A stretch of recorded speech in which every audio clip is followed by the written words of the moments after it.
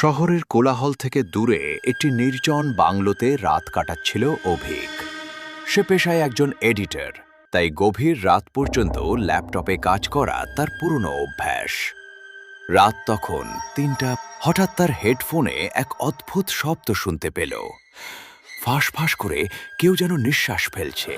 অভিক ভয়ে ঘরের দরজা বন্ধ করতে গেল, কিন্তু দেখল দরজাটা ভেতর থেকে আগেই লক করা, অথচ সে তো দরজা খোলাই রেখেছিল।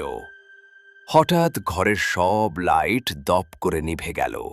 ল্যাপটপের স্ক্রিনের হালকা নীল আলো এসে দেখল ছায়াটা এখন জানলার কাচের ওপাশে দাঁড়িয়ে আছে।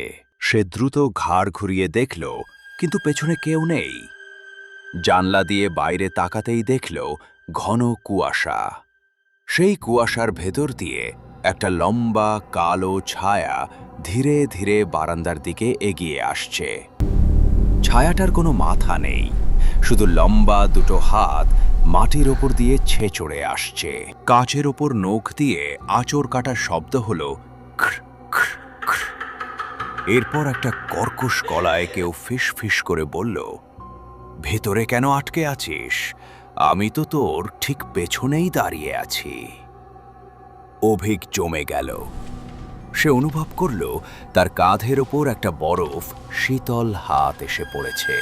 ল্যাপটপের স্ক্রিনে তার নিজের ছায়ার পাশে সে দেখল আরও একটা বীভৎস অবয়ব, যার চোখ দুটো থেকে টপ টপ করে কালো রক্ত পড়ছে। পরদিন সকালে পুলিশ এসে দেখল ঘরটা ভেতর থেকে লক করা, কিন্তু অভিকের ল্যাপটপে একটা নতুন ভিডিও ফাইল সেভ হয়ে আছে। সেই ভিডিওতে দেখা যাচ্ছে অভিক নিজেই নিজের গলা টিপে ধরছে, আর তার মুখে সেই পৈশাচিক হাসি, যা মানুষের পক্ষে সম্ভব নয়।